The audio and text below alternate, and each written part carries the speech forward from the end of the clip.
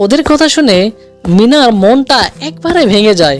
তাই সে চলে যাচ্ছে তার পাশের গ্রামের দিদার বাড়ি।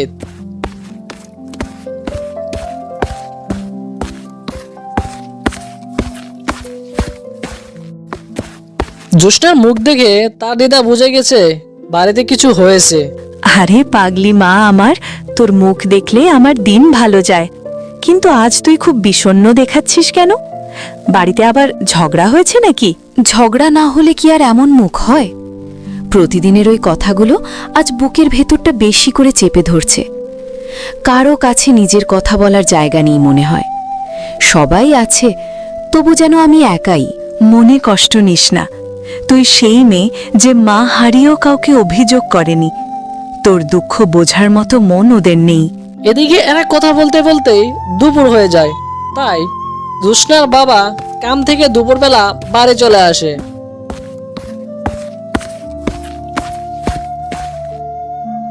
এই শুনছো, বাড়ি এসে সোচনাকে চোখে পড়ছে না।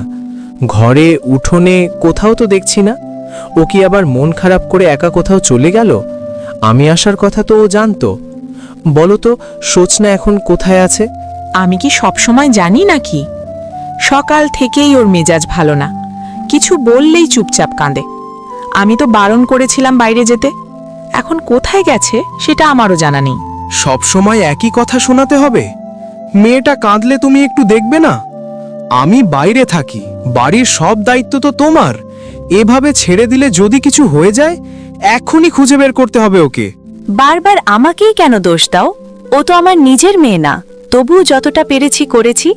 সবসময় বুঝে চলতে হয়, এটা কি সহজ? ওর মন খারাপের দায় সব আমার ঘাড়ে চাপাবে না। এখন কথা বাড়িয়ে লাভ নেই, যাকে দরকার সে নিজেই খুঁজুক।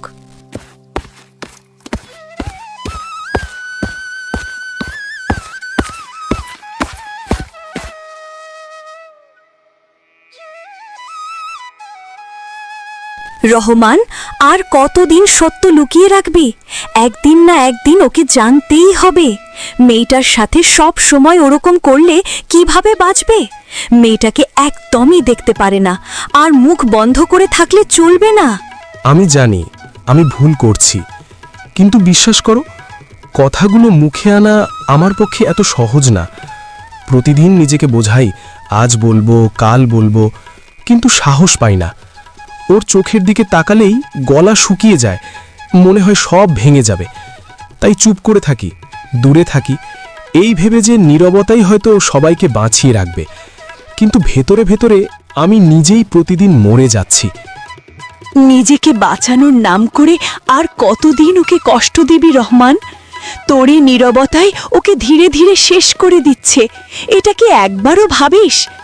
সত্য বলার সাহস নেই মানলাম, কিন্তু মিথ্যে ব্যবহার করার অধিকার তো তোর নেই। চোখের সামনে মেয়েটা ভেঙে পড়ছে। একটু থামো, সত্যটা আসলে কি? তোমরা যে এতক্ষণ ধরে কথা বলছো, ঠিক কোন বিষয়টা নিয়ে? কোন সত্য লুকানো আছে, আর কেনই বা সেটা এতদিন গোপন রাখা হয়েছে? আমি পরিষ্কার করে জানতে চাই, এটা ভুল বোঝাবুঝি নাকি এমন কিছু যেটা জানলে আমাদের সবার জীবন বদলে যাবে? আরে না মা, তুই এসব বেশি ভাবছিস। আমরা তো এমনি সংসারের কথা বলছিলাম। বুড়ো মানুষের অভ্যাস, ঘরে কাজকর্ম, ভবিষ্যৎ, এইসব নিয়েই তো আলোচনা হয়। চল মা, এখন বাড়ি ফিরি। সারাদিন অনেক কিছু সহ্য করেছিস, আর এখানে থাকলে তোর মন আরো ভারী হবে। বড়দের কিছু কথা আছে, ওসব নিয়ে তুই ভাবিস না। বাড়িতে গিয়ে হাত মুখ ধুয়ে একটু খেয়ে নে, তারপর বিশ্রাম কর।